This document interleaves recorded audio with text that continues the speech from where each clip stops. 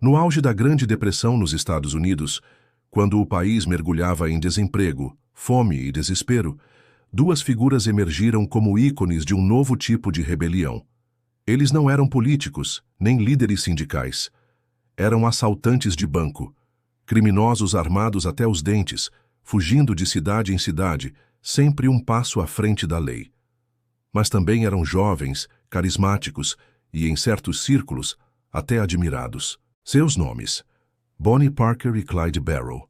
O casal que entre 1932 e 1934 tocou o terror em 5 estados americanos, enfrentou polícias locais, agências federais e milícias armadas, acumulou mais de uma dezena de mortes em seu rastro e terminou sua jornada em uma emboscada que chocou o país inteiro. Mas quem eram de fato Bonnie e Clyde?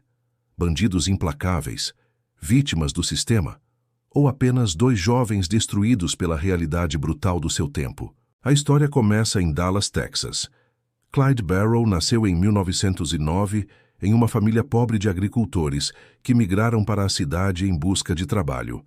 Ainda adolescente, Clyde entrou para o mundo do crime: roubo de carros, assaltos pequenos e furtos. Foi preso várias vezes, torturado em prisão, e jurou nunca mais voltar para trás das grades.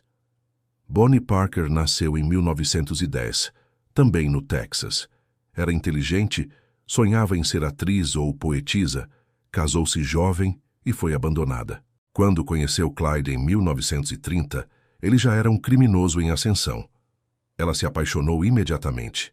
Em poucos meses, já estava envolvida nos planos de fuga, roubos e fugas espetaculares. O casal se uniu ao que ficou conhecido como a Gangue Barrow, um grupo que incluía o irmão de Clyde, Buck Barrow, sua esposa Blanche e outros comparsas. Eles começaram assaltando lojas e postos de gasolina, mas logo miraram em alvos maiores: bancos. Suas ações eram rápidas, violentas e geralmente bem-sucedidas. Mas sempre deixavam corpos para trás, especialmente de policiais. E foi isso que tornou a caçada implacável. A imprensa americana, em busca de histórias que vendessem jornais em uma época de sofrimento, transformou Bonnie e Clyde em celebridades do crime. Publicaram fotos do casal posando com armas, cigarros nos lábios e olhares desafiadores. Bonnie, de vestido, apontando uma espingarda para Clyde, virou ícone. Muitos viam os dois como Robin Hoods modernos, enfrentando o sistema bancário que esmagava o povo. Mas essa imagem era ilusória. Bonnie e Clyde nunca distribuíram nada a ninguém. Não eram revolucionários nem libertadores. Eram ladrões violentos e sem misericórdia. Os bancos estavam segurados. Quem sofria de verdade eram os guardas, os donos de mercearias assaltadas, os motoristas mortos em tiroteios. A cada novo ataque, o rastro de sangue aumentava. E com isso a determinação das autoridades em capturá-los também. Em 1933, após um tiroteio brutal em Joplin, Missouri, a gangue matou 2 policiais e fugiu. Mas esqueceram uma câmera com vários filmes fotográficos. Ao revelar as imagens, os jornais publicaram as fotos do casal armado. A fama explodiu, mas também a pressão. O FBI, que ainda estava se formando como agência moderna, passou a colaborar com polícias locais. A recompensa pela captura do casal subiu. As estradas do interior do Zeacinua se tornaram verdadeiros campos de caça.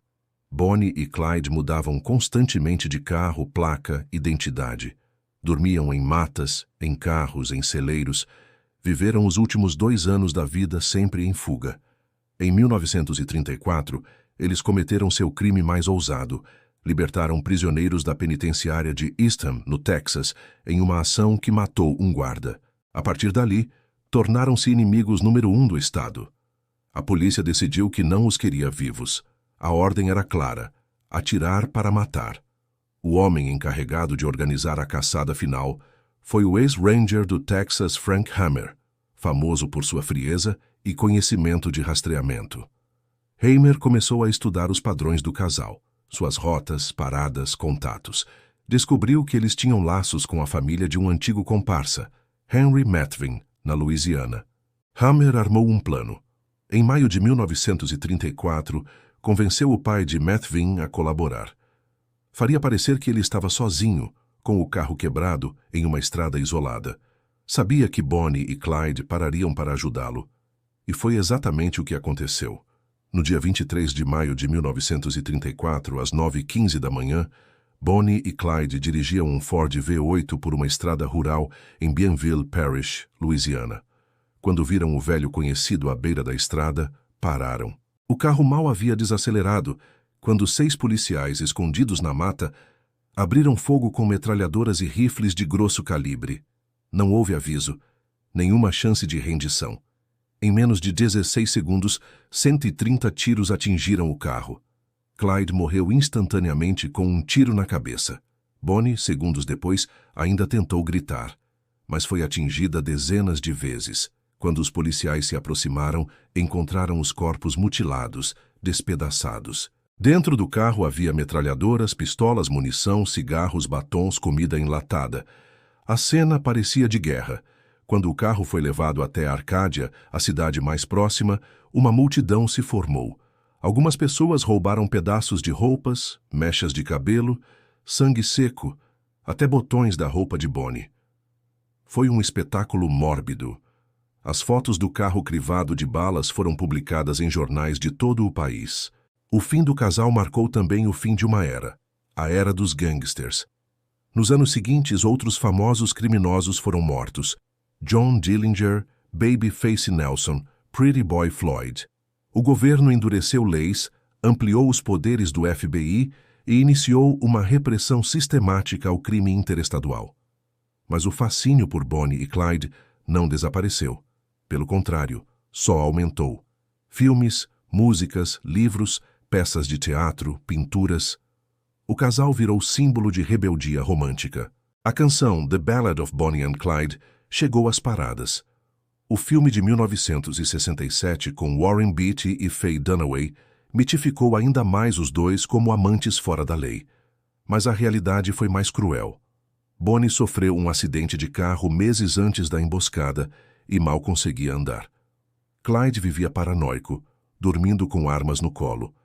Os dois raramente descansavam, viviam escondidos à base de comida enlatada e medo constante. Não houve glamour. Houve solidão, sangue e desespero.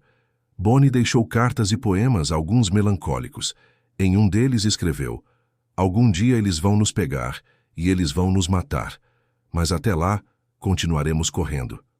E correram. Até o último segundo. A história de Bonnie e Clyde é um retrato brutal da América dos anos 1930, uma nação quebrada, em crise, com leis frágeis e heróis improváveis.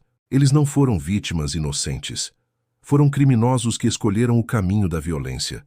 Mas também foram moldados pela pobreza, por um sistema penal abusivo e por uma sociedade em colapso.